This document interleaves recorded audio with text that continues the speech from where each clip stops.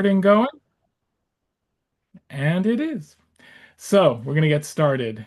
And it is so wonderful to see all of you, both those whom I've known for many years, and also those who may just be, fairly new to my teachings. Although I have a lot of, certainly have a lot of Substack subscribers here, and it's great to see you too. Let's see. I can do this. No, I don't want to do that. All right. Anyway, for some reason, I don't know. Are you all seeing me? Just nod if you're seeing me in the main screen. For some reason, I am not, and I'm not sure why. But let me see if I can do something here.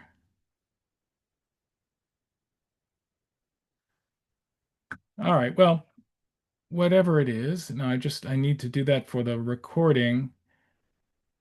Uh,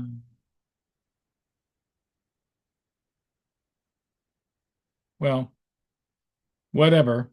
Um, this is what I'll do. For now, I'm going to spotlight me so that you can all see me, and if, you might see a few other people too. All right. So anyway, welcome. We are recording, and thank you, Miriam, for telling me that you see me clearly. It is great to see everybody here. We're on 20 people right now, 20 participants, and we're moving on up. Um, And I'm really looking forward to this. This, by the way, is my study here in Madison, Connecticut. This is scheduled to be a three-session class. There's no way that we can cover those 9 incredible videos in just 3 sessions, but I think it's important really just to lay the foundation for you to watch them on your own, and I hope you will. You can always reach me at my email, joshuah@tbe.org, or through links on my Substack on my homepage, and I'd love to hear from you. Um, and one other just sort of business announcement here. Please subscribe if you haven't to my Substack. Definitely, send word around. I'd love to meet new people.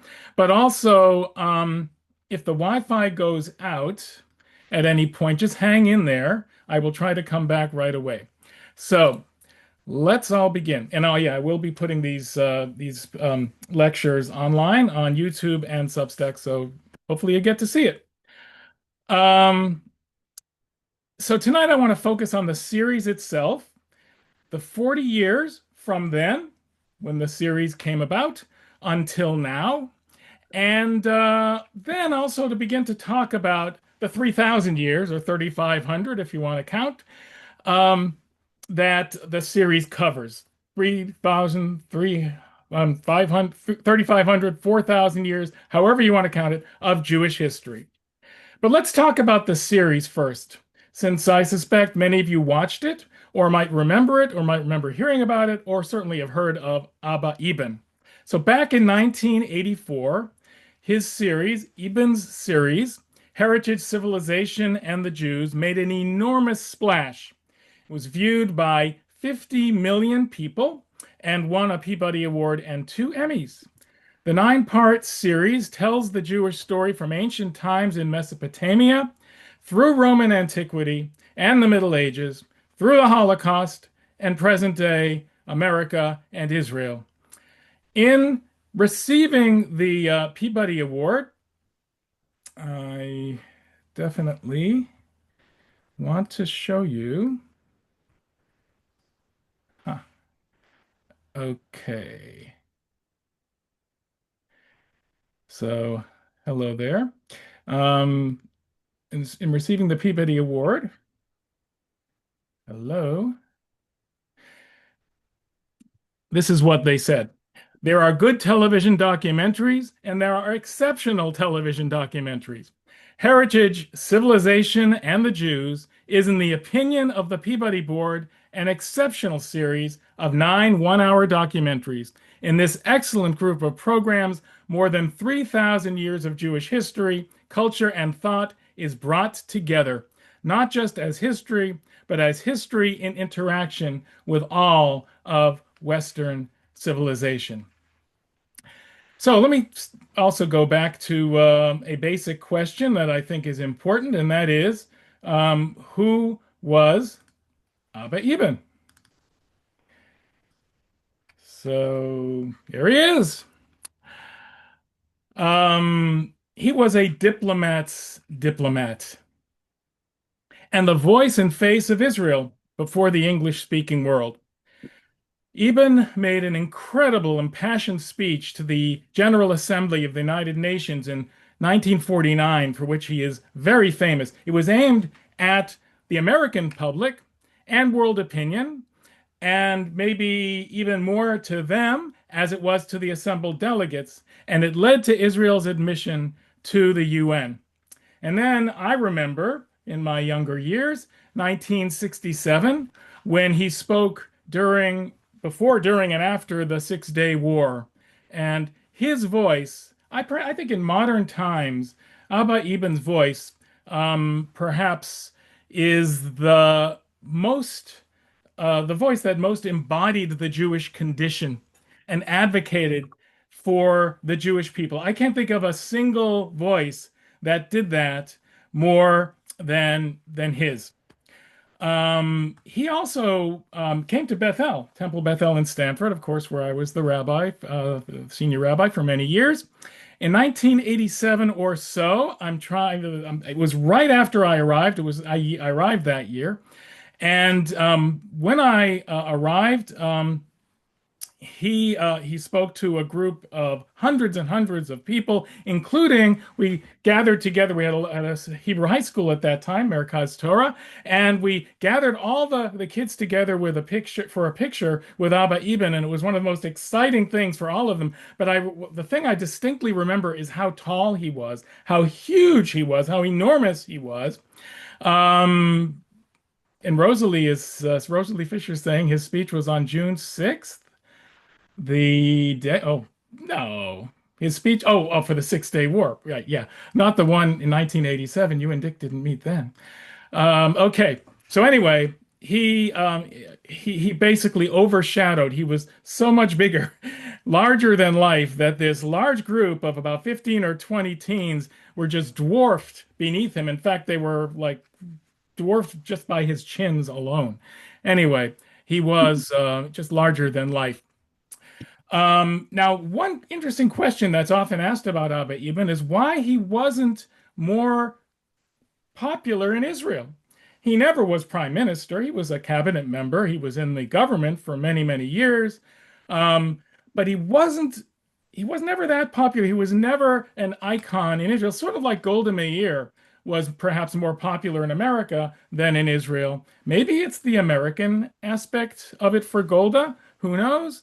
But yeah, it does sort of bring to mind an interesting question that the English accent that was so regal and distinguished over here did not ring quite that way to Israeli ears.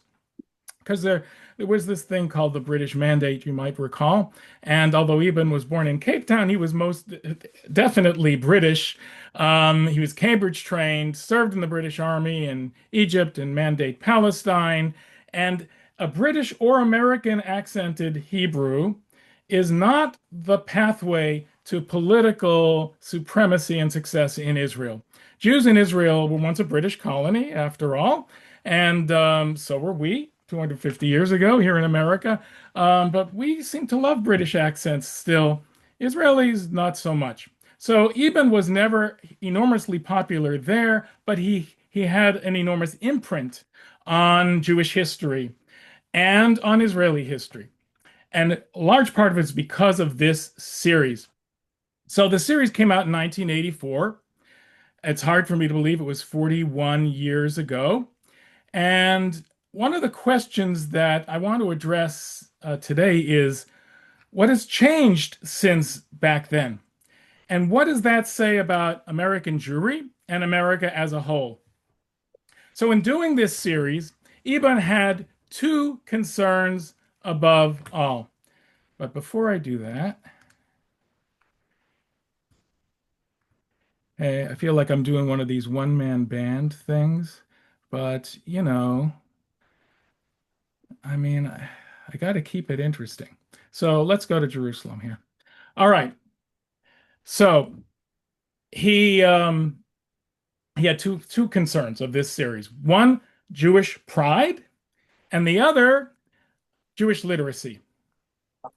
And he was very, very concerned that American Jews, especially since PBS, he wrote this for PBS, 50 million people watched it on PBS.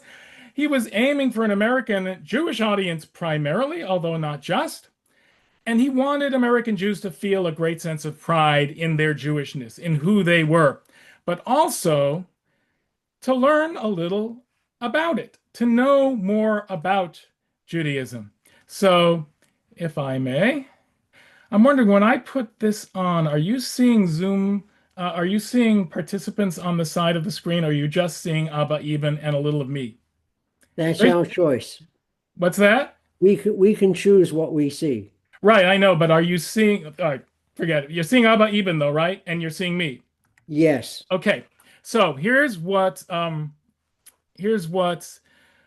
Eban said in an interview before the show ran. I must say, in all frankness, the lack of knowledge that Jews have about themselves is almost as great as the lack of knowledge that Gentiles have of Jews.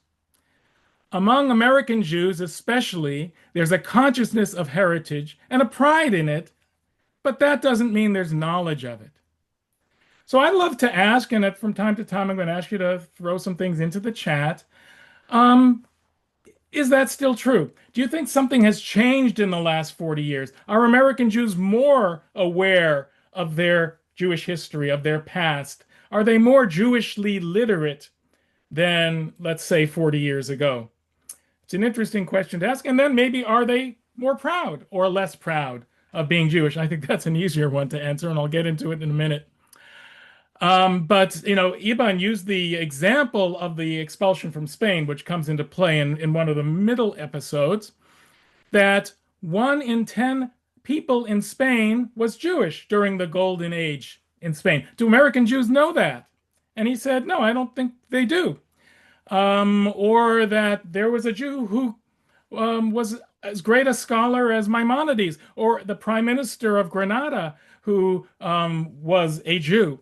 All of these things. Did we know about all the things that happened to Jews throughout our history? The impact, the trauma of the expulsion from Spain, the sorts of mystical experiences and false messiahs, and the French Revolution, and the ghettos, and the birth of Zionism, all of that. Do American Jews know all these things? So his main objective was Jewish literacy. And we'll, maybe get back to your comments. I'd love to hear them in a few minutes. Okay.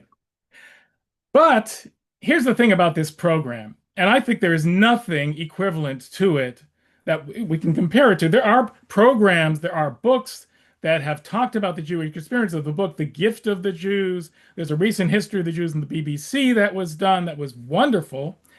But this one was watched, as I said, by 50 million people. Now, America at the time, and now maybe a little more, about 6 million Jews. That's a lot of non-Jews who saw this program. So a prime purpose of the program wasn't just to instill pride and literacy in Jews, but to tell the Jewish story to the world, to share our narrative, and to frame history from a Jewish perspective. It's sort of like it's a Jewish spin, but not in terms of like the way we think of spin today as a distortion of truth, but because these all happened, all the things described, but to portray Jewish history in a very positive, prideful way. So he wanted to show the amazing things we've accomplished and how we've added so much to civilization and made our mothers so proud of us. It's impossible to tell the tale of human history, Abba Eban teaches us, without considering the Jewish contribution. Now, at the same time, there's a lot of room in this series, and there has to be, for what I call the oy vey theory of Jewish history. Everyone hates us, and that includes you, and you, and you, and you.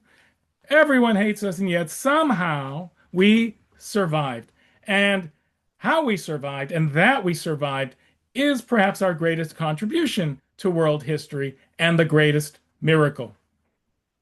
There's a quote from the end of part 8. I don't know how far you've gotten in watching the series.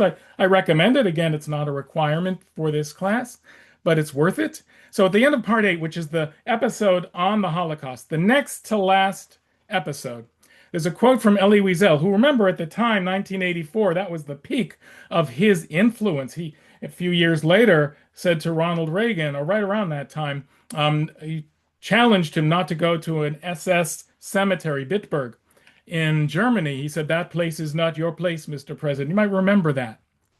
So the quote from Elie Wiesel: "There is nothing my generation could do but bear witness, and therefore bear witness for humanity. I thought they could kill 6 million Jews and then go on as if 6 million Jews didn't die. But together with the Jew, the image of man was destroyed." And here's the key part. We have all the reasons in the world to despair, to give up on man, to give up on culture, on civilization, on language, even on God, but we won't permit it to happen.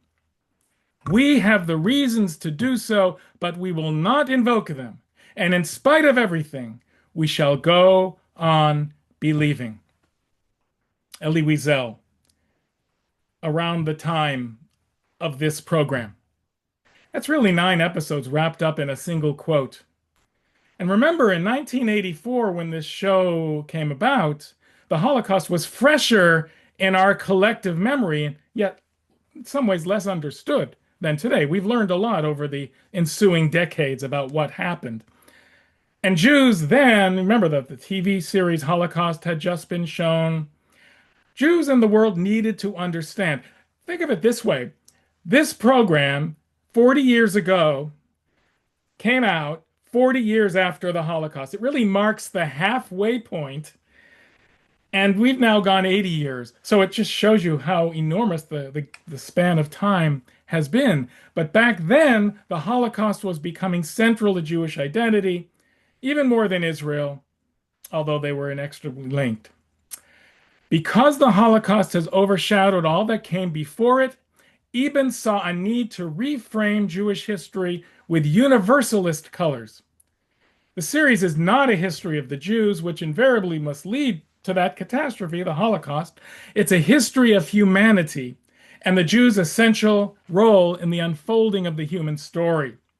From the alphabet to the printing press to the internet, from beginning to end, from soup to nuts, liberation movements, migration, resilience, adaptation, it is a triumph, not a tragedy.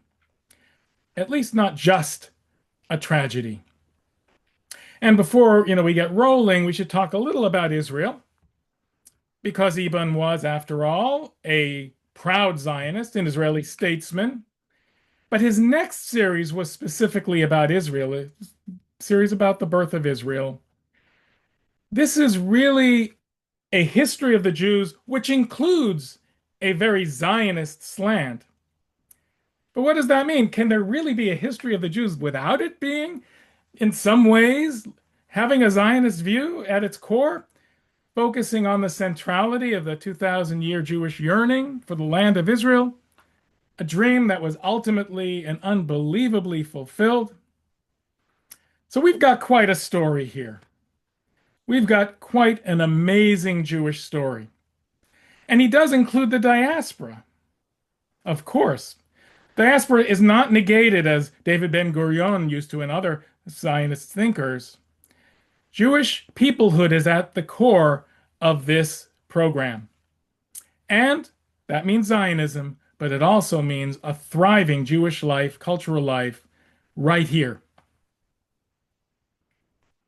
So I want to pause here, just make sure are there any as a chat? Let's check any questions. You can unmute yourself if you're able, if you want to ask a question or make a comment or just talk about your first impressions of the series if you have watched it. Lots of lacks in our knowledge. Thank you, Sherry. And I think, it's fine for us to speak about ourselves. I think there is a tremendous lacking of Jewish literacy right now. Is the Abba Eban series on Israel available online? I believe so. I have seen it, but I haven't actually watched it to see what the quality is of the videos. So, go to YouTube if you're comfortable doing that and just type it in, or even on Google. And I don't have the name of it offhand, but just Abba Eban Israel. I mean, he's written so many books. You'll see the whole gamut, but especially on YouTube. So. Good questions. All right. Anything else? Anything else someone wants to say? Because I want to talk for a moment about the last 40 years. Because I think that's a really interesting aspect of this whole thing. This is why I did this class. I mean, I love history. I love. All right, I'll tell you really why I did that. I mean, I had to clean out my study last year as I left Bethel, although believe me, there's an awful lot still in my little office, and I have a lot here in my current office, as you may have seen in my first visual, my first background. But as I'm cleaning it up, I'm going through my files from the earliest time I was at Bethel from the late 80s. And even before then, I was a rabbi somewhere else, and I kept my files, brought them with me. Back in those days, most of my files were like on paper. Most of my notes were so I had not put these into my computer. I didn't have them on digital files, but I had notes from teaching this about this movie, about this series. And it was so interesting for me to read back at what I thought then and how things have changed now, and especially, I have to say, um, recently. So, in order to do that, I want to show you a couple of quotes from an article that was written a year ago. It came out in the Atlantic by Franklin Foer, and it basically said that the golden age of American Jews has ended. There's some other books that have come out and articles recently that have said that. And, it's not too hard to say that, given what's been going on. But let's see if I can. Okay, so here's a quote from Franklin Foer. Over the course of the 20th century, Jews invested their faith in a distinct strain of liberalism that combined robust civil liberties, the protection of minority rights, and the ethos of cultural pluralism. They embraced this brand of liberalism because it was good for America and good for the Jews. It was their fervent hope that liberalism would inoculate America against the world's oldest hatred. For several generations, it worked. Liberalism helped unleash a golden age of American Jewry, an unprecedented period of safety, prosperity, and political influence. Jews who had once been excluded from the American establishment became full-fledged members of it. And remarkably, they achieved power by and large without having to abandon their identity. In faculty lounges and television writers' rooms, in small magazines and big publishing houses, they infused the wider culture with that identity. Their anxieties became American anxieties. Their dreams became American dreams. But that era is drawing to a close. America's ascendant political movements, MAGA on one side, the liberal left on the other, would demolish the last pillars of the consensus that Jews helped establish. They regarded concepts such as tolerance, fairness, meritocracy, and cosmopolitanism as pernicious shams. The golden age of American Jewry has given way to a golden age of conspiracy, reckless hyperbole, and political violence, all tendencies inimical to the democratic temperament. Extremist thought and mob behavior have never been good for the Jews, and what's bad for the Jews, it can be argued, is bad for America. So I'd love your comments again. Feel free to add to the chat. What he's basically saying is saying in this article is that it's not the golden age of American Jewry that's over, but the golden age of America is over. If we believed in, democracy, liberal democracy, because of behaviors proliferating from the far right and the far left. And there's a sadness that overcomes me when I say these words, but everything we're seeing seems to be proving it again and again and again. Now, for Jews, the golden age, I think, can be dated from 1967. This isn't exactly what others have said, but ending in 2000. Now, some would say October 7th, 2023 is when that age ended, but a lot of bad things happened between 2000 and then. But 2000 was in some ways the culmination. It was the nomination of Joe Lieberman for vice president. Now, if you think back to that time, there were some people, including myself, a little bit said, "Is this good for the Jews? Is this something is this something we should want?" We've had others who've been somewhat close to high office, but this is the second highest office in the land. And the fact is, and this is what's so astounding, he nearly won. Not only, I mean, it was face it, the Jewish voters of Palm Beach County that left those hanging chads that denied Gore and Lieberman the victory, but he could have won. And he could have won because his Jewishness was not an issue except in a positive sense. Certainly, his support of Israel was not something that people would question at that time. His orthodoxy, even among Jews, and Jews, who felt a little self-conscious being on the golf course on Shabbat afternoon while their senator, our senator in Connecticut, was observing Shabbat. I wasn't on the golf course, by the way, but his orthodoxy was a plus. It was exemplary to walk to the Capitol on Shabbat for a key vote. It was never an issue for Democrats, for Republicans, and Israel at that time was being seen as a victim of terror, especially after Oslo and the Hamas bombings following the Rabin assassination, of which we just commemorated a major anniversary this week. That was in some ways the high point, and we are very far from that place. It's very hard to be a Jew right now. Here, especially in America. And I have to say, today I was listening to a podcast, and it was the Epstein thing. And the host literally was crying. So ashamed, and we should be crying about it for all kinds of reasons, including the victims, but so ashamed that this man was Jewish. Now, when you think about it, his Jewishness should not have had any more relevance than the fact that Jack the Ripper was Christian. It shouldn't matter. And it's not a stain on Jewishness to have someone as horrible as him happen to be Jewish. And I'm the one who wanted to excommunicate Bernie Madoff, who also was horrible and took advantage of people.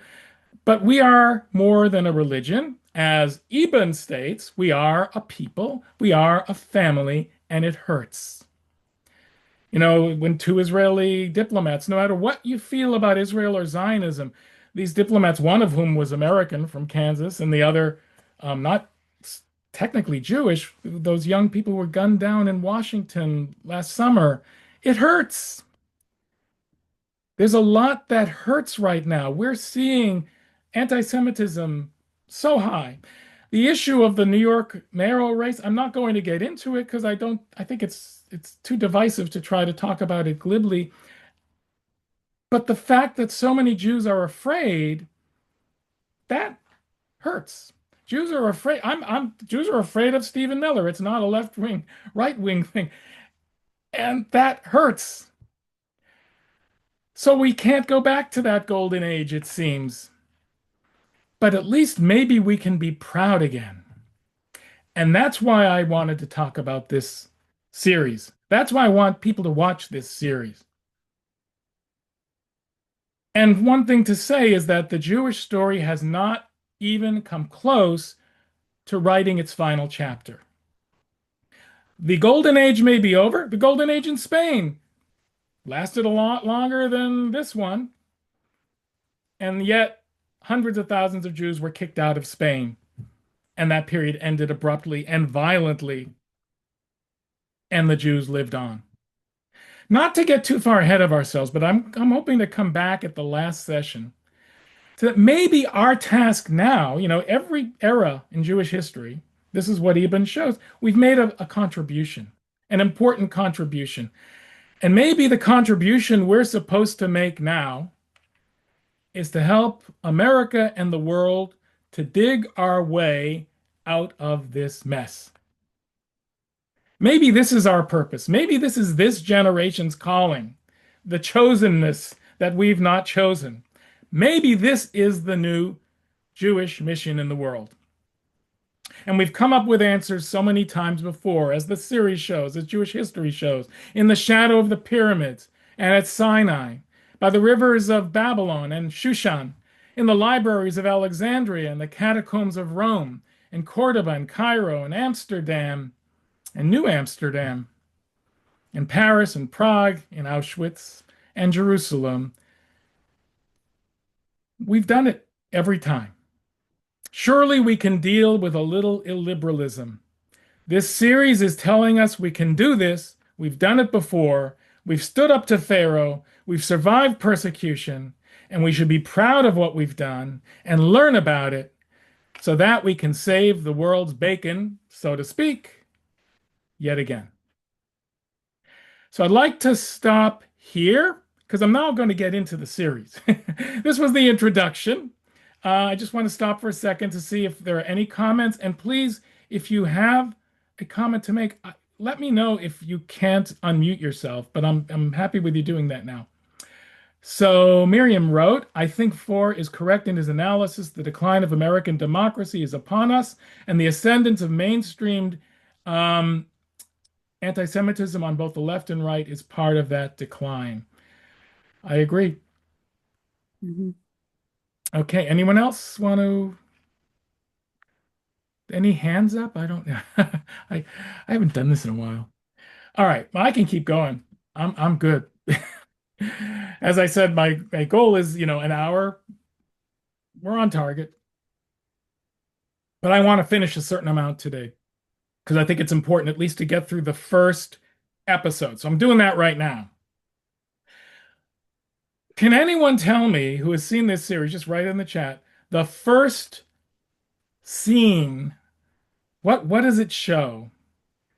All right, first of all, I'm going to see if I can fix this.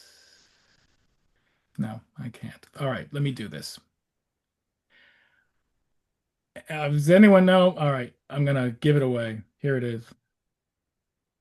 This is the first thing you see Mhm. as the 1984 program opens.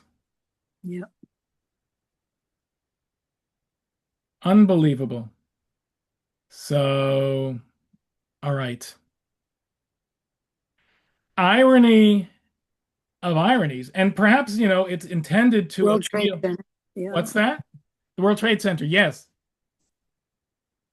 The I think, they were trying to appeal to PBS viewers. Mhm. It's the core audience.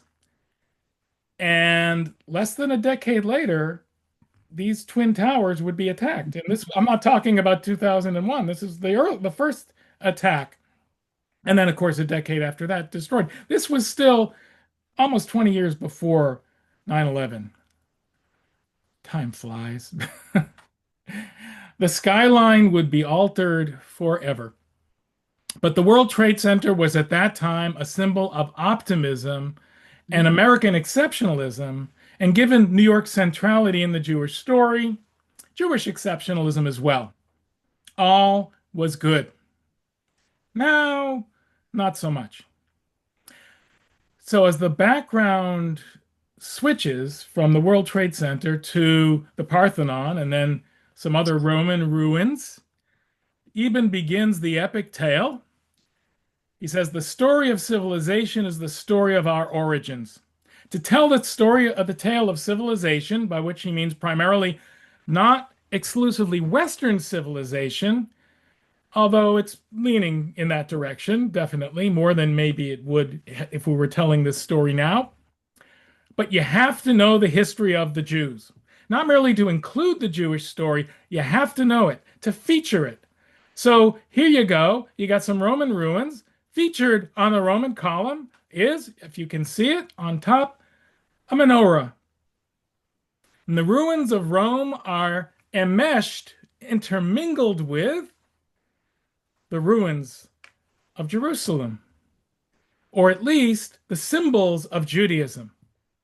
And it's a point he makes right up front. Eban focuses, episode one, on the contributions that Jews have made from the beginnings of history that are living contributions. The Roman Empire is gone.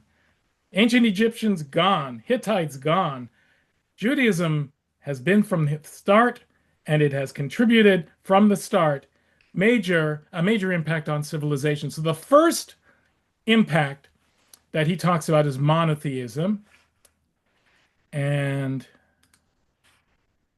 I think, this is not going to get boring. I will not let it get boring.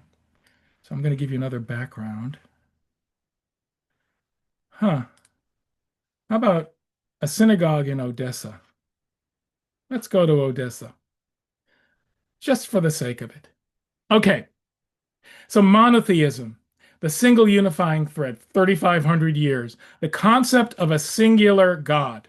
He considers this the Jewish people's greatest contribution to civilization because it led to a universal code of morality, values that ruled our history, as he says, and helped shape the modern world.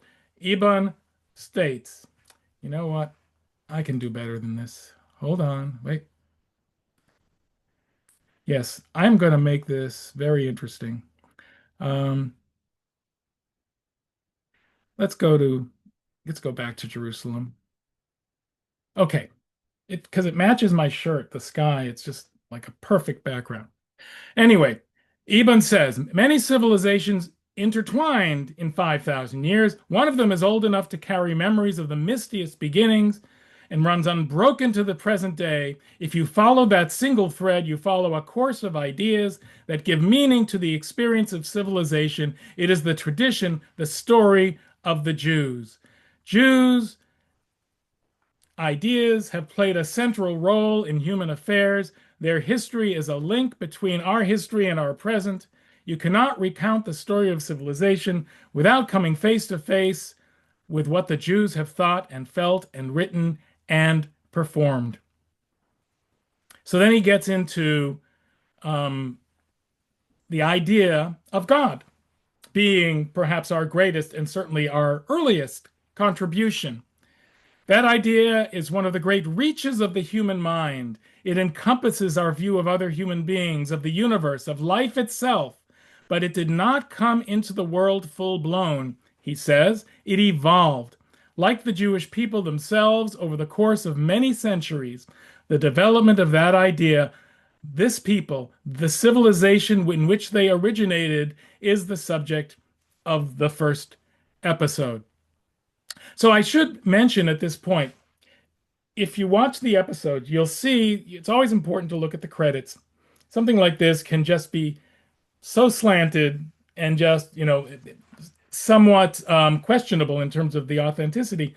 And things have changed. Some historical conversations have evolved even since, 40 years ago, as you would expect. But the scholars who were the advisors on this series were some of the best teachers that I ever had. The one for this episode on ancient Israel is Ed Greenstein, who taught at JTS, Jewish Theological Seminary, for many, many years, and has, even more importantly, the distinction of being my camp counselor when I was 10 years old at Camp Ramah. So I'm just saying, when you hear Abba Eban talking about monotheism and the ideas of the Jews from back then, you can assume there's some authenticity to that, some accuracy to that. So let's talk about some of the contributions that Jews made. Well, time, sacred time. We gave the world the Sabbath, which Heschel called a cathedral in time. And yet, what's important to note is that as much as we provided some of these ideas, we didn't come up with them in a vacuum. So here is a map, of course, of the Fertile Crescent, the wanderings of Abraham. The wanderings of Abraham go from Babylonia to Canaan, an incredible journey. But that Canaan, I'm rather Babylonia, you see two rivers. And it's interesting that the Garden of Eden in the Bible is called a place between rivers as well. Of course, the Fertile Crescent, the place between the two rivers. So, in a sense, the Bible is hinting to us that we're going back to the beginning of time, means we're going back to the beginning of civilization, not to dinosaurs, not to the Big Bang. Genesis can actually teach us a lot about the Big Bang, by the way, not the topic of this discussion. But if you look at the Jewish calendar, anyone know what year this is? Okay. Well, I've been to shul a couple of times. It's 5786. It is not 5,786 years since the creation of the world, although that's what we say on Rosh Hashanah. What we're really saying, and what the originators of Jewish time had in mind, is that it is about 57 centuries since the development of culture by the Sumerians in the Fertile Crescent. It really corresponds to the beginnings of civilization. Jewish time begins when civilization began. And Jews are always connecting our time to the time of others, to the time of the world, to the universe. It is not just about when Abraham was born. As with other religions who date their calendars, that they begin the first year, or in Christianity's case, the fourth year, about is when their deity was born. Same with Islam, not with Judaism. And that's a key fact, the universal aspect of it. But I'm not saying we invented time, but the contribution of various elements of time, of sacred time, of a Sabbath, a weekend, these are Jewish contributions that intermingled with the Sumerians and with other ancient peoples who no longer exist. And that's where Abba Eban, is so strong in helping us understand that's a big deal. That's a big contribution. We also gave the world language. Not exactly. I'm not like, a Jewish chauvinist. I'm not saying we invented everything. No, I'm not saying that. But pretty close. Hebrew traces its roots back to the beginnings of language. Experts believe Sumerian to be the oldest known language, dating back to about 3,500 BCE, 57 centuries ago. Sound familiar? Sumerian came from the same place as the ancient Hebrews, southern Mesopotamia. One of the key states was Ur, where Abraham grew up, and there are no more Sumerians living, as you know. We are the living link. Then, centuries later, 1200 BCE, cuneiform and hieroglyphic symbols evolved into the oldest known usage of an alphabet, a fact that was discovered in a turquoise mine in the Sinai. That original Canaanite alphabet had letters named Aleph and Bet, was basically ancient Hebrew, and scholars believe that all other alphabet systems everywhere in the world developed from that one. I'm not saying it. Scholars did. Okay, so here is the ancient Proto-Canaanite Sinaitic script, this first alphabet. And if you look at it and you see there are, archaeological finds. So it started with pictograms. Aleph, for instance, on the right-hand side, the word in Hebrew actually corresponds to ox. The first Aleph looked like the head of an ox. The first Bet, that square, second from the right, looks like a house. The word Bet, bayit, in Hebrew means house. Gimel, camel, maybe not as much. The next one, going right to left, Dalid, you see a fish, dog, the drawing of a fish.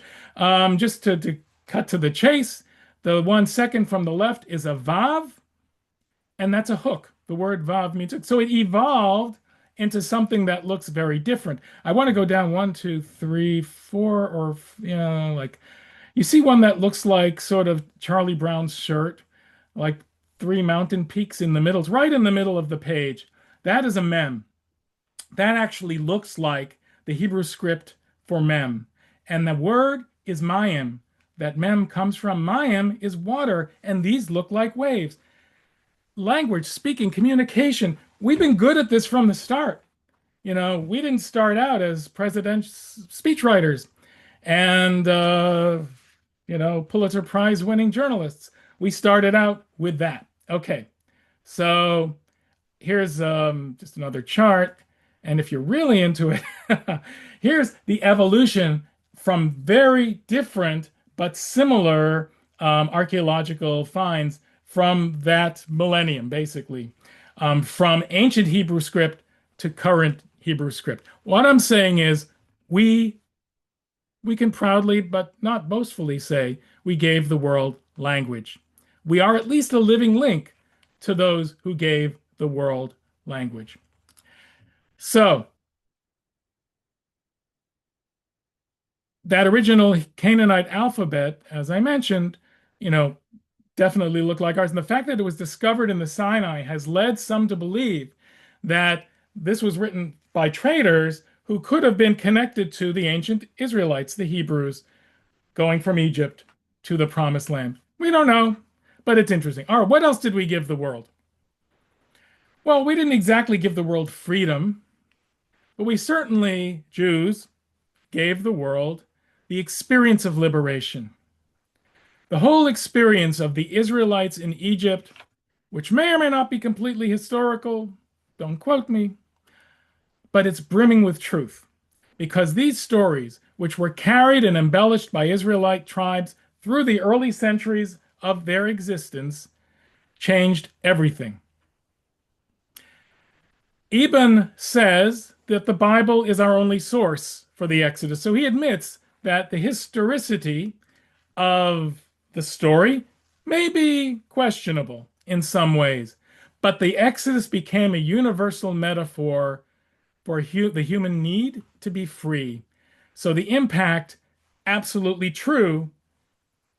Historicity, questionable. So let me show you. Get beyond the language here. Some events stand outside history and beyond science, Eban said. What happened to the people of the Exodus may never be established by scholars, but what the Bible says about this awesome place has resonated through the centuries of human experience. And just to show that the Exodus still resonates for us now, I want to read a passage from Sarah Hurwitz's new book, As a Jew. I highly recommend this book. Whoops. I thought I had it right here. Let's see if I have it here. Yes. Okay. So she talks about Sinai and the laws and the Bible. And she said, it wasn't until I considered the Torah in its historical context that I finally understood. The Torah is essentially one long protest, a polemic, really, an epic critique, page after page of pure trolling directed at the powerful empires of its time, Egypt and Mesopotamia. These empires were ruled by pharaohs and kings who were thought to be associated with the gods or to be gods themselves, who were known to press their subjects into grinding slave labor, building massive monuments in their honor. The Torah trashes these empires. It tells us that when human beings come together to build a massive monument, the Tower of Babel, God is furious, promptly destroying it. In the next chapter, God approaches Abraham at his home in Mesopotamia, and God does not say to him, "What an advanced and impressive civilization you live in. You should definitely stay and live your best life here." Rather, the first words God utters to Abraham are, "Go forth from your native land, from your father's house to the land that I will show you." God then directs Abraham to the promised land, which is far from the rivers that sustain powerful empires, not really what you'd expect from a people destined to become a great nation. Sarah Hurwitz, who I should mention was a White House speechwriter and has written some excellent books, including this one that just came out, and I recommend it very highly as a Jew. Okay, that's the title, I think. Um, Here's an amazing fact. So basically, the story of the Exodus is the story of liberation, the story of freedom, the story of no kings. Oh, where have I heard that? It's the story of protest, and that is very much a Jewish contribution from ancient times. Here is an interesting thing. The first time Israel is mentioned in any archaeological finding, any physical evidence on Earth of the existence of Israel, back we go, is the Merneptah stele. This was a document chiseled by an ancient pharaoh in about 1200 BCE. And what does it say? On the bottom, in hieroglyphic, which thanks to the Rosetta Stone we can translate, Israel is wasted, its seed is not. Think about that. That is one of the most amazing facts, if you take nothing else with you. The first mention of the Jewish people in all of history is that we were destroyed. At the birth of the Jewish people, which has now existed for 3,500, 4,000 years, however you want to count it, it says we are goners. And it was said by a pharaoh, the head of a civilization related to Ramses, our old buddy, a pharaoh for a civilization that no longer exists. We're still here. Israel is laid waste, her seed destroyed. First use of the word Israel, and there it is. And the word Israel, of course, as I've mentioned in many other settings, means to strive with God, to fight, to wrestle, to struggle. Eban says it was evidence, the Exodus, of the power of their own special God, not a universal God. There was no single power ruling over human affairs, but the God of this one little group had triumphed over the mighty pharaohs and their gods. He then shifts from Egypt to Sinai and talks about the very important moral laws that came from the Ten Commandments, came from Sinai. In fact, he says it's not about monotheism. That's not the great contribution. It's morality. In fact, when he finishes, in the opening episode, the greatest Jewish contribution to civilization as embodied by the Torah, he describes is one, monotheism, two, a God of reason, three, the rule of law, and four, a unique and unprecedented moral code guided by principle rather than superstition. Now, that is something that, is music to my ears, but it was also in 1984 because coming out of, it was the Reagan years, moral majority, morality was big, religion was big, but it was also coming out of Watergate. The rule of law meant an awful lot. A lot of laws were written because of that, to emphasize the rule of law. And that is the contribution. So we have all of these things, just to sum up that first episode, and I'm going to sort of pause here. Language, time, monotheism, rule of law, morality, and of course, the ability to persevere even when all seems lost, as was the case in Egypt. One other thing I do want to mention, because I want to get through the biblical period. Another point that he makes that I think is just amazing. Judaism and the Jewish people have always had the ability to self-correct. It's not just that, we do bad, God punishes us, we ask forgiveness, God forgives us, we do better. I mean, asking forgiveness, recognizing our sin is, in a sense, self-correcting. That is true. But even more than that, self-correcting was built into the system. So there we have something unique in ancient history, the role of the prophet. The Torah was very wary of kings, but it allowed for kings because they needed to have some kind of unity. They were just a collection of disparate tribes. They needed to come together. But they also needed, given the power of a king, they needed a fourth estate. That fourth estate couldn't be the press back then, it was the prophet.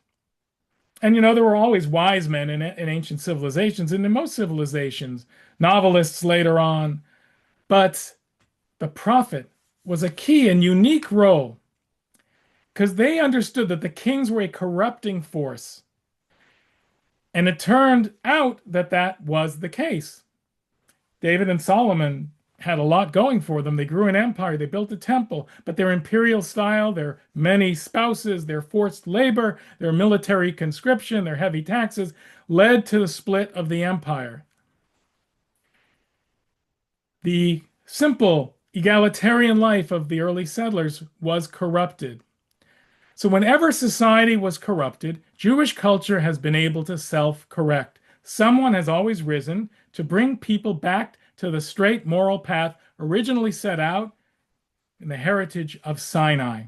It happened in 722 when the Assyrians attacked and sent 10 tribes, the northern kingdom of Israel, into exile. Happened in 586 when the Babylonians did the same. And when the Babylonians sent the Judeans, the tribe of Judah, into exile, 10,000 families left the kingdom of Jerusalem. Of course, I'm skipping over a lot of years here, but just to get to the major core of the message, the entire nation was split up, and Jews needed to preserve their way of life. So another key to Jewish survival occurred then, not only to self-correct, but to consolidate. And that was what they did when they wrote and assembled the books that became known as the Torah. The Torah was written in the diaspora, in Babylonian exile. As we proceed along this epic journey, Eban distinguishes between eras of consolidation like that and those of creativity, extreme creativity, such as after the expulsion from Spain or the Second Temple's destruction. So we might look at that as we move ahead into the future episodes. We might also ask whether the Jews' response to persecution has changed over time. All of these are fascinating questions. And let's see if I can end. Well, I'll certainly take your questions. I'm going to get back to this zodiac, but this is amazing to think, to talk about how Jews were able to mingle with the cultures around them. This is in a synagogue floor in the Galilee. Doesn't look Jewish, very much so. So here we go. Whoops. What emerged in these books, meaning the Torah, the Bible, was a new vision of life and the tragedies that had overtaken them. The exiles saw the hand of a universal God. Had not the prophets warned them that violating the covenant would bring on a terrible punishment? Was it not their God who had sent the mightiest empires of the world to punish the Israelites? So Israel and all the enemies were brought about, which brought about its downfall, were the instruments of a single God? And his universal law, a law in which goodness was required and in which wrongdoing was doomed to failure, all the world's nations were linked in a common destiny and bound together by a moral law with inescapable consequences. At the center of this vision was no mere God of nature, but a God of all history, no mere national God, but the God of all humankind. The exiled people who wrote God into their version of history were called Yehudim, Jews, the people of Judah. In the experience of exile, the vision of the early Israelites was transformed, and the Jewish people was born. They believed to have a chosen mission to carry the word of a single God of justice and mercy from this place, Jerusalem, to carry the word for history. So that's where we leave off. Awful long way to go, but in two sessions.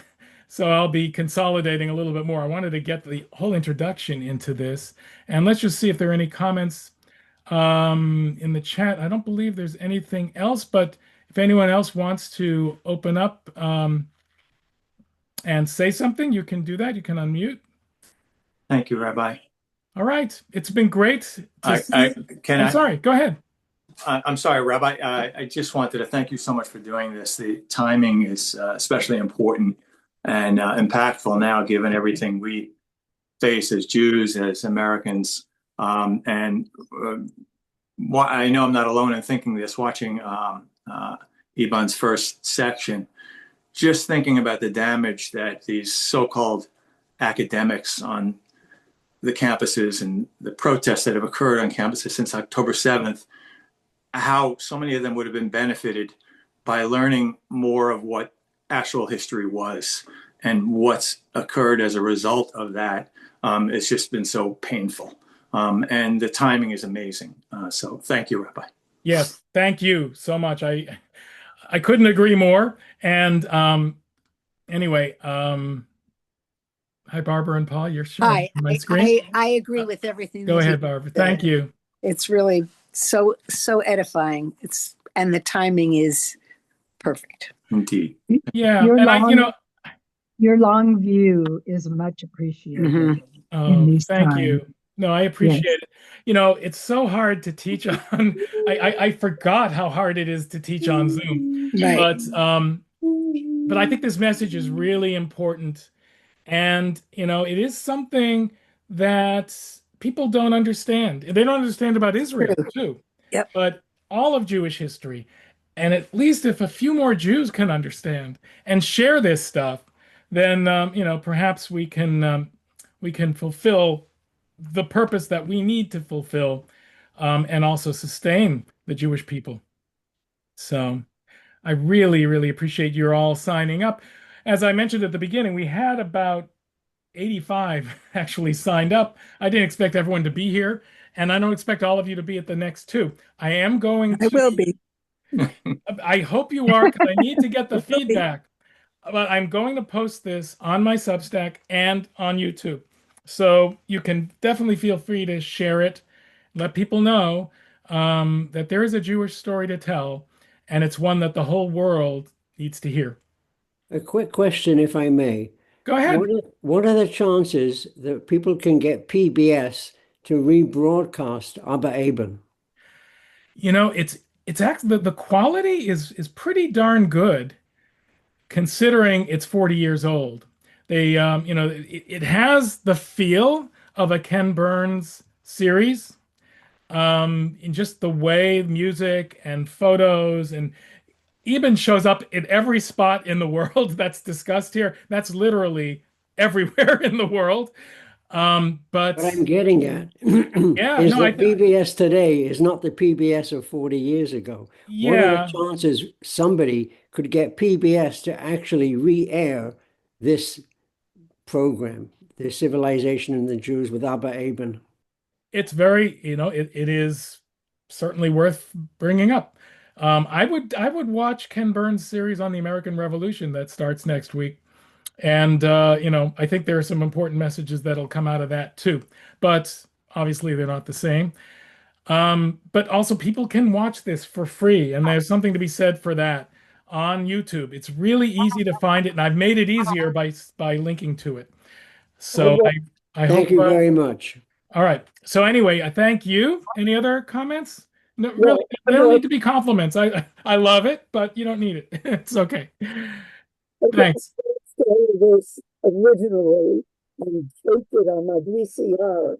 The problem is my hearing is not as good as it was then, and you can't get closed captioning on these old tapes. It's Yeah. very useful. I You think know, I VCR'd it. It was one of the first things I did, in fact. and I might even have bought it. I bought the DVD. You know, you have to sort of get every new technology of it. And of course, I watched it on YouTube. So um, it just shows you how long ago this was. VCRs, you're not going to find too many out there these days. So if you have it on a videotape, you're not going to be able to watch it. You're better off going on your computer and finding it on YouTube. But it is a relic. With all the old tapes, but I still have a machine. It's a little hard to hear you, Miriam. I'm sorry. Um, maybe type it into the chat. And Alan, would you like to speak? Sure. Thank you. Can you hear me? Yes, I can hear you. Hi. Yeah. Wanted to just offer a little bit of, thoughts and feedback as well. So, a little bit about me. I'm 34 and newly married. And part of the reason, so I think that might separate me a little bit from other audience members going on the video. Oh, I don't know. Mazel tov. Yeah, thank you. But I think for me, it's more, I'm thinking about my future children, and, I'm going to have to be the one to educate them. And as part of that, I need to educate myself more to bring up children the way I want. I need to invest more and be ready. And I think this video is really helpful for me. I didn't certainly absorb that, from my own parents in the same way, but it might help to have kind of a sort of companion list going of the two YouTube series and a couple books, because I Yeah, I feel like over the last 10 years kind of just flailed around without direction to try and understand more. that's a great point. And, I'm going to try to put together a little bibliography.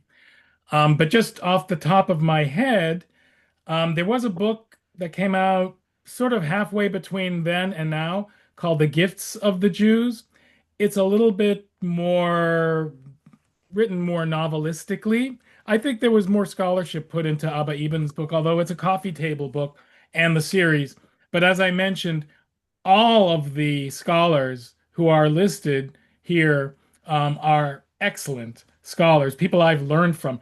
In the second episode, the one on rabbinic Judaism, the Second Temple, which is probably the most important in the terms of the formative years of Judaism and Christianity, Shai Cohen was the advisor to that, and he was one teacher of mine at the seminary.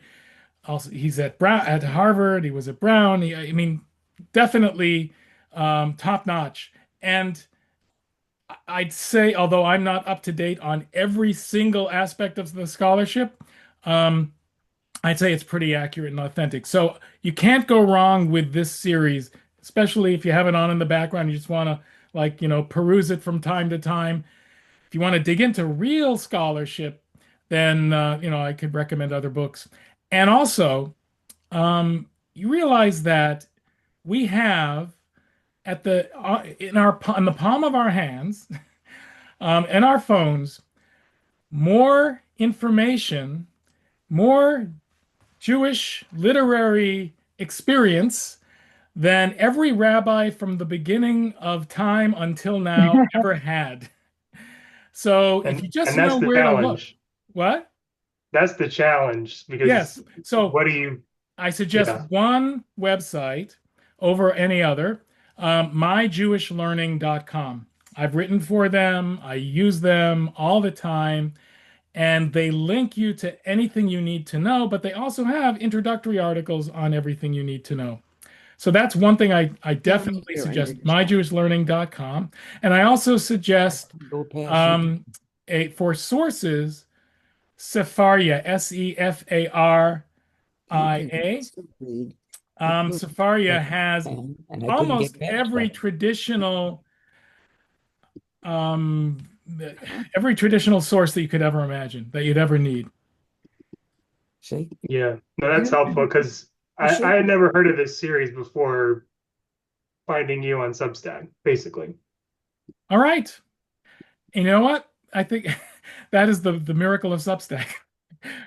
I've enjoyed so much my experience, developing that newsletter, and I've met so many new people, and it's great, and it's great to have you here and other people that I've worked with for 30 years, in the same virtual room that we can talk about these things. And I'll try to leave more time in the next couple of sessions for this, in the middle, so that we're not sort of rushing at the end to get comments in. Anyone else? Thank you, Adam. Are we meeting next week at the same time? Yes, we are meeting next week at the same time, and then I'm going to give you guys Thanksgiving off. I just feel it's important, and Dan's coming home, so it's down here. Yeah. All right. But then we're going to meet on December 3rd for the third and final session. And then, we're going to see, because I plan to do more teaching as we move into the future. I just want to get a feel for it right now as to how this works. I just want to interject something. The original book that the series is based on is very valuable, maybe even more valuable, because you can use it as a reference book. It's a coffee table book. It's a good book. I find, I was trying to use it to get exact quotes from the show, and it uses different material. I mean, it has some of the similar material, but not all of it. You can't do all of Jewish history in about 300 pages. It's just impossible. But it's a beautiful book, and it's a great coffee, and it is available online. I found it fairly cheap. It's an online bookseller that I hesitate to mention its name, but it begins with an A. I had a moment of weakness anyway. So thank you, though, for suggesting it. Okay. Anyone else? All right, this has been fun. So good luck to everybody. And please, please email me. Please contact me in between sessions. I'd love to hear from you. Any suggestions, I'm totally open to them. And next time, I'm going to plan to try to get us through certainly the rabbinic period. We're not going to go through all 9 equally, because some of the sessions, some of the episodes are less significant, but I'm going to try to highlight key points in each of them as we move ahead, and then save the third session for the modern period, in particular Israel and US. Okay? Thanks a lot. Take care, everybody. Bye. Thank you, Rabbi. Thank Good you. night. Good luck Thank in you, your Rabbi. Torah, Rosalie. Thank you very much. Okay. Thank you. Bye. Take care, Evan. Bye, Sophia. Bye. Okay. Bye. Bye.